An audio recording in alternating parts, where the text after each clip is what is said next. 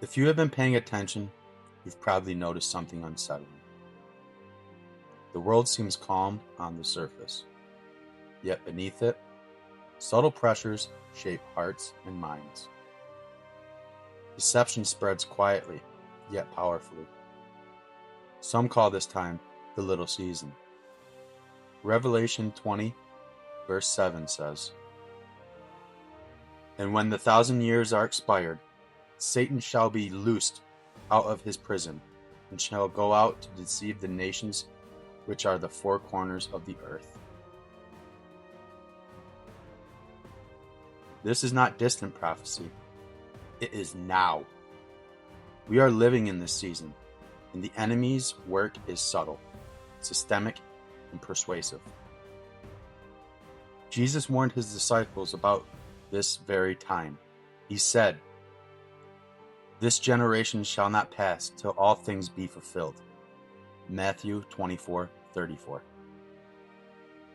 The signs are here, the timing is now, and the call is urgent.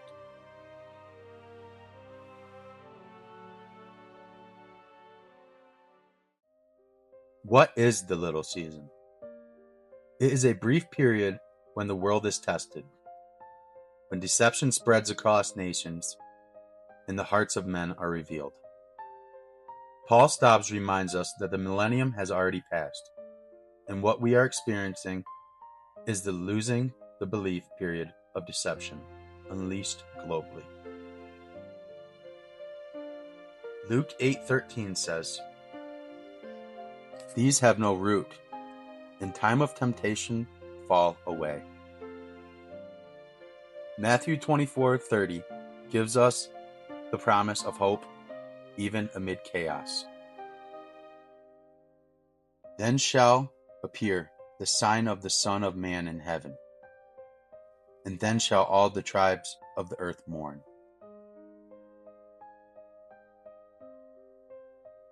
The little season exposes the contrast between those who are steadfast and those who follow comfort and convenience.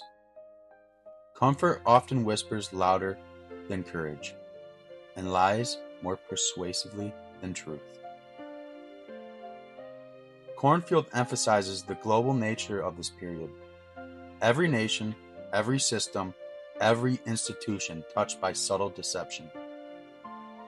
And history shows that deception has always been woven into the fabric of human governance and culture, awaiting the right season to flourish.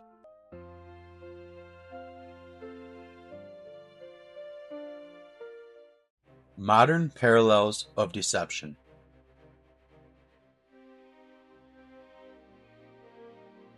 Look around. Lies wear the clothes of virtue. Silence is called unity. Compliance is called peace. Comfort is called freedom. Isaiah 5:20 warns, "Woe unto them that call evil good and good evil."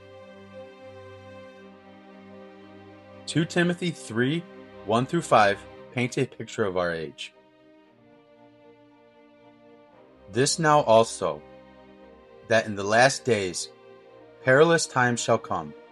Men shall be lovers of themselves, having a form of godliness, but denying the power thereof."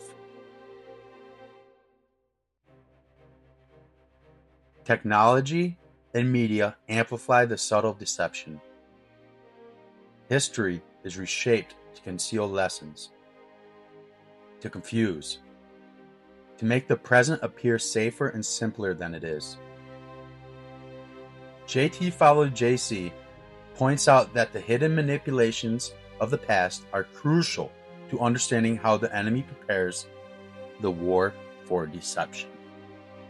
How power structures are alienated for subtle control.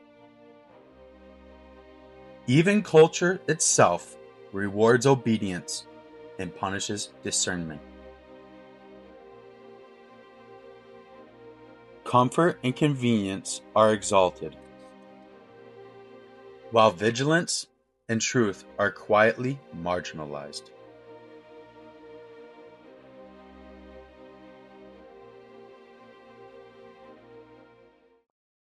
Historical return. Jesus already came. Now we take a deeper look at a crucial truth often overlooked. Jesus' return, in one sense, has already occurred. Flavius Josephus, the first century Jewish historian, provides a detailed account of the destruction of Jerusalem and the temple in 70 AD. The Roman army under Titus surrounded the city, and the siege culminated in the burning of the temple, a catastrophic event witnessed by many. Jesus' words in Matthew 24:2 come true. There shall not be left here one stone upon another that shall not be thrown down. This was more than history. This was a fulfillment of prophecy. It was the symbolic coming of the Son, a man in judgment, the army in the clouds, described by Christ to his disciples. Luke 21:27-28 reminds us, "And then shall they see the Son of Man coming in a cloud with power and great glory. And when these things begin to come to pass, then look up and lift up your heads, for your redemption draweth nigh."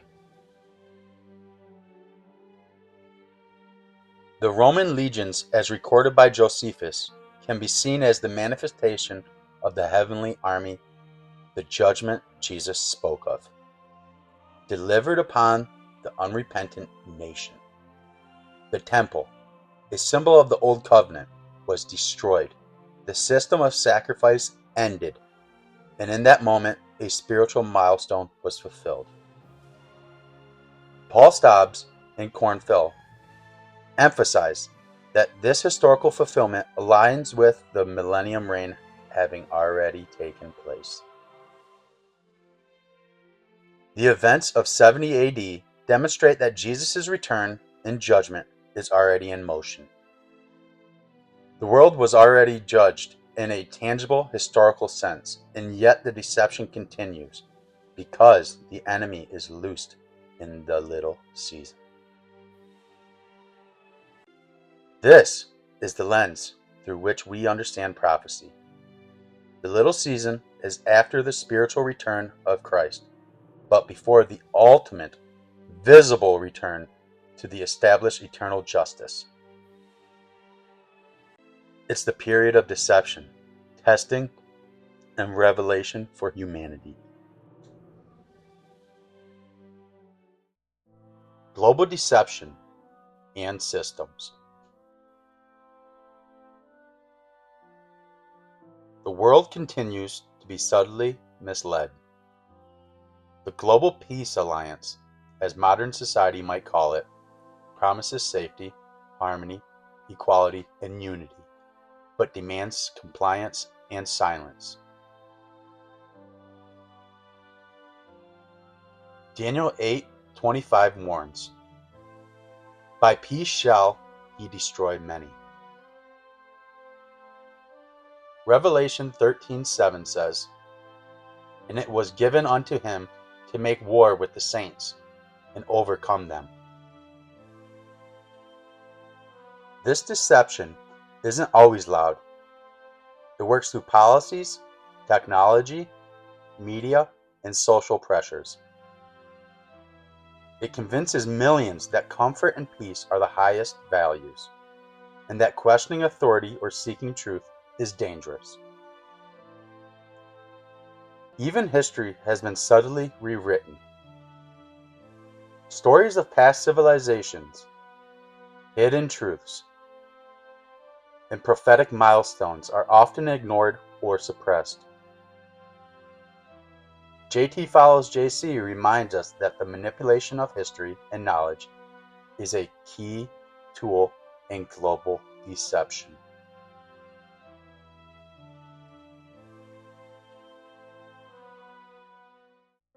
Personal tests and endurance.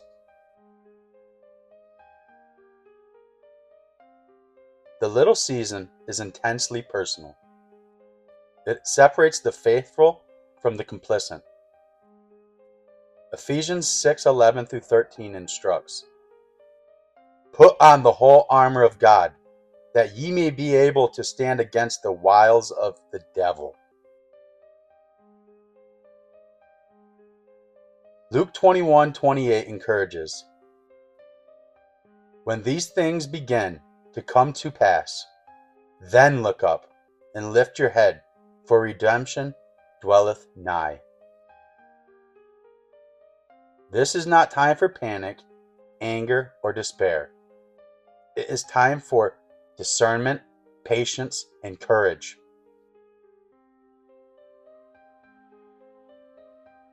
Revelation 2:10 promises, "Be thou faithful unto death, and I will give thee a crown of life."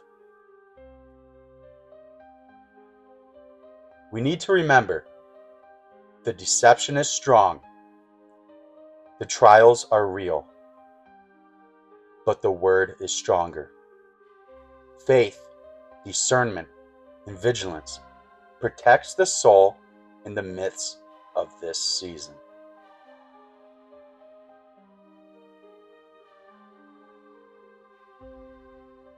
Closing.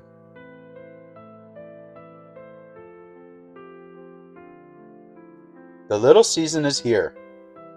It is brief, intense, and revealing. Matthew 24:31 reminds us,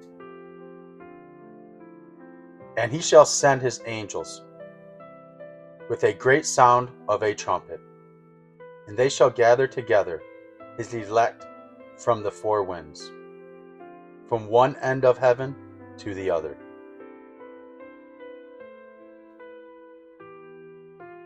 Stand firm, guard your faith, speak truth, stay alert. The deception will end. The season is brief. The reward is eternal. Welcome to the little season.